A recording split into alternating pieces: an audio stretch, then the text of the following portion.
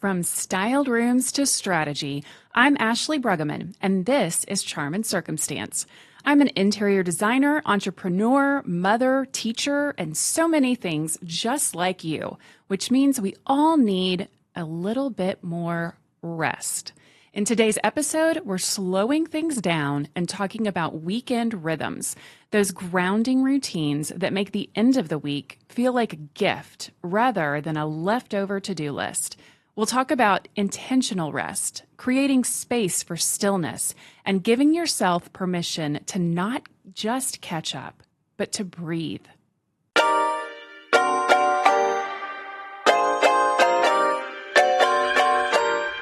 From floor plans to 5-year plans, business to finding balance, I'm Ashley Bruggeman, an interior designer with a love for beautiful living and a belief that style and substance go hand in hand. I'm pulling back the curtain on design, resilience, and entrepreneurship. Expect real talk, refined tips, and just the right mix of polish and personality. So pour something sweet and join me for a thoughtful conversation with a generous helping of Charm and Circumstance. Weekends aren't just for laundry and leftovers. They're sacred space for realignment. When I was in college, I was once told that I wore the badge of busyness. Now, I didn't have a lot of respect for the individual who said this, and I don't necessarily even agree with them that I saw being busy as a badge of honor, but it stuck with me after all these years. I do love accomplishing things. I thrive in creating a list and checking tasks off, and I'm the person who will even add an item every now and then just to check it off for the simple pleasure of it. But I really do believe that it's always been passion and determination that's driven me to be involved, to get things done, to be as productive as I can possibly be. When I was younger, this was easier. I didn't require as much downtime as I do now. Of course, downtime looks a lot different when you have young children at home or even older kids who are involved in all the school activities and sports. You carve it out wherever you can find an opening. The various chapters of our lives require unique strategies in finding rest. I also think rest can be defined in different ways, and I definitely think I missed opportunities to find it in everyday moments in my 30s. It took me years to stop seeing rest as unproductive or lazy. If you happen to be surrounded by others or even married to that person who functions like an Energizer bunny on less than 8 hours sleep, my heart goes out to you. I don't get those people. That has never been me. And it can be frustrating to compare yourself to them without feeling shame for needing more sleep or even more solitude. It can also feel like the to-do list continues piling up while it's overwhelming and you just don't know where to start because you feel buried up to your neck. But I think this is the best opportunity to use rest to our advantage. Sometimes we have to trade a jam-packed Saturday for a slower morning ritual. Sometimes you have chores to do, the kids have soccer games and birthday parties to attend, and you've got to pick up more groceries. But what if you treated a rest ritual with the same level of importance? Yes, it could possibly require that something else gets pushed off the list for the day, but that only means it fell last in the stack of priorities, and that's perfectly okay. The kids don't have to go to every birthday party they get invited to, and you don't have to open up your entire calendar to find a time to schedule that committee meeting or coffee with that person who just wants to pick your brain. So let's talk about the joy of saying no to things that drain you. This really is a skill that must be developed over time. I've found that I could convince myself that something or someone wasn't draining because I felt an obligation to show up for them, even though it was 100% draining in reality. Have you ever felt this? Various personalities deal with these things in so many different ways, of course, but it's taken many years for me to see these things clearly and to be capable of being honest with myself. And you know, the only way I can get to that place, it's by having those moments of solitude and rest. Rest is not a reward. It's a requirement for a sustainable, creative, and meaningful life.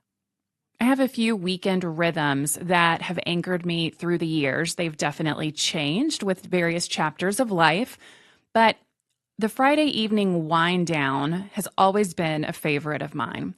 I've known many young families to use Friday evenings as pizza night or whatever serves as a simple dinner at home with little cleanup and an opportunity to change into something super comfortable, even pajamas, as soon as everyone is home from work, carpools, all the things for the evening.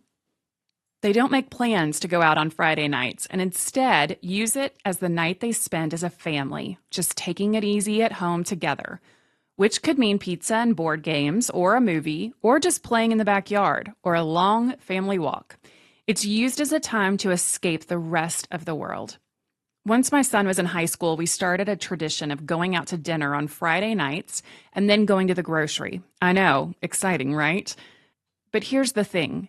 Our dinner out was obviously something to be enjoyed and took the pressure off of the extra chores that come with cooking at home. It also gave us more time to just sit and talk and catch up on all the things going on in his world. And we had the chance to plan out the meals for the week together. And the grocery on Friday, or Saturday nights for that matter, is in its prime. Saturday night, even more so probably, because they're stocking for the Sunday rush. But there's so few people shopping. The aisles are clear, the checkout lines are short, and it's not as much of a study on the bizarre human experience that is our world today. So if you take anything away from this episode, let it be this. Do your grocery shopping on Friday or Saturday nights. The other benefit to this is that you get to go into the weekend with a kitchen stocked full of groceries, and it really takes the looming dread out of the weekend when you continue to put off going until you can't wait any longer. On Saturdays, coffee on the patio or reading in the hammock are my faves. Saturdays that are planned out with activities make me cringe, but sometimes they can't be avoided. For the times when it can't be avoided, I've learned to find the joy in some part of it. If it involves a social event, I can obviously enjoy being around friends, and being social serves an element of rest that we greatly need as well. When I don't have plans, the perfect Saturday is enjoying a slow morning with coffee on the patio, or spending time in the hammock, reading, running errands with my son, because at his age now, this is a rare opportunity to spend time with him, and even the occasional afternoon nap. The joys of being an empty nester, I know. I do often work on the weekends because I am a business owner and it's just part of it, but it's usually only on the tasks that I really enjoy doing. And then you have the Sunday reset. I start out with attending church, and I volunteer in the church nursery every other weekend, which brings me so much joy for the rest of the day because I don't get to be around sweet toddlers otherwise. It's the perfect little fix, and I get to serve the parents who want to sit in church uninterrupted. I love when I get to sit with a friend at church and catch up afterward, and then I come home and get laundry done, relax, and prepare mentally for the week ahead. Addressing and writing down what needs to be done in the week ahead relieves so much of the pressure or even the dread. I use a specific planner that I'll link in the show notes, and I cannot recommend this enough. It's an investment, and it covers a quarter at a time, so 3 months. But it's the best planner I've ever used, and I find that it's well worth the price. It provides room for me to plan out specific tasks for specific days, prioritize them, and make extra notes. There are also a couple of other pages for each week that allow you to create a broader overview. As a business owner, juggling so many balls at all times, and often all by myself, this planner keeps me on top of it all. But regardless of the planner you use, just make sure you're using one that works for you. And mapping out your week on Sundays is a powerful way to start the week. It provides a place to review your prior week, your highs and lows, your wins and misses. It also allows you to create the ritual of reviewing each day's schedule and needs the night prior, which serves to keep you on top of your game. I also find that Sunday evenings establish the rhythm for the week. If I have a late night on Sunday or I don't plan out my week and it's left to deal with on Monday, on top of all the things that are already scheduled for Monday, it results in a flustered version of myself, and I'm more likely to be running behind schedule, running around in the chaos instead of managing the chaos. Rituals don't have to be rigid. They evolve with the seasons of life. As you can see, mine have changed as my son has grown through different phases, and now as a parent of a somewhat adult child, my weekends look very different. They can also evolve with what your individual needs are at the time. There have been weekends when I just wanted to stay home all weekend and not be social, and there have been weekends when I really needed those social interactions and quality time with friends.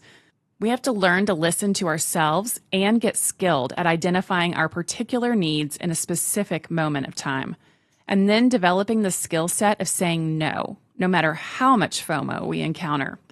Have you ever gone out to meet friends for dinner and halfway through the meal you're thinking to yourself that you wished you'd stayed home and that you just want to get out of there and get into bed? Or maybe you've done the opposite and turned down the opportunity to go out or even go to a friend's house or invite them over to yours, and it's late and you begin to realize that you're really feeling lonely and really you should have planned that time with your friend. I've done both many times. I think we really have to make these teachable moments by listening to our hearts and making decisions of how we're going to spend our time, so that we can make these decisions without regrets and ensure we're taking care of ourselves as best we can. A helpful tool that I picked up from this planner, by the way, is to identify what your ideal weekend would look like. Also, what your morning and evening rituals would be. You can't schedule them in and allow the time needed for them without first identifying them. So let's address the guilt. Especially for high-achieving women, rest can feel indulgent. Everyone in your house needs you. You know there are people waiting for you to respond to their emails or phone calls or texts.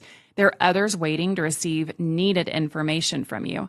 It's a lot of pressure. So we've got to shift our mindset from seeing rest as a reward to seeing it as the fuel for creativity, clarity, and joy.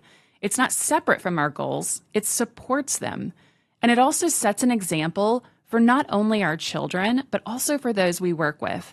We want them showing up as their best selves, which means we need to be capable of doing it as well. So here's a few small ideas that might help. If your soul feels stretched thin and your schedule never slows, this book is a must-read. In The Ruthless Elimination of Hurry, John Mark Comer challenges the modern obsession with hustle and speed, offering a countercultural invitation to slow down and live with deeper purpose. Through personal stories, spiritual insight, and practical rhythms of rest, Comer makes a compelling case that hurry is the enemy of peace, and that a meaningful life begins when we create space to breathe. It's part conviction, part comfort, and wholly relevant for anyone seeking margin and mindfulness in today's chaotic world. Screen-free afternoons. Let yourself be out of reach, except to those you're physically around. Remove yourself from the audience to advertisers, influencers, and social media, emails, and text messages that evoke emotions from you. You can't truly rest with all that coming at you. Another easy tool is saying, "This can wait," out loud. Remind yourself, and everyone else for that matter, where things fall in the list of priorities. Take away the power of urgency by identifying its place in line. And then finally, curating a space that invites rest through cozy lighting, comfortable and visually calming textiles, and, of course, a great chair. Well, you knew I had to bring the value of some good interior design into this. I incorporate visual rest into interiors by creating negative space, meaning get rid of the visual clutter. This is so very powerful. Our world is already so full of distractions. You deserve a home that isn't full of them. Finally, we address basic comfort through soft textiles and having that cozy chair in the corner where you can read, journal, or even plan out your week under the perfect throw blanket. So finally, let's think about what we're saying yes to. Every yes to overdoing is a no to yourself. We've heard this before in various forms. We all have limits. We must identify them and accept them, and then share them out loud, as in saying no when it's necessary. Now reflect on the idea of emotional minimalism, trimming back to make room for joy. Take the time to identify who or what might be draining your energy or your joy. It could be a particular friend that you need to draw some boundaries with, or maybe you work with a nonprofit organization that's costing you more energy and joy than you have to give. You can design your weekends the way you design your home, with intention. Like with anything, you have to choose your weekends. You have to choose your rest. You choose. I want to leave you today with one simple suggestion, and it's this. Write down one ritual you want to protect this weekend. It could be enjoying your morning coffee in your favorite chair during a slow morning.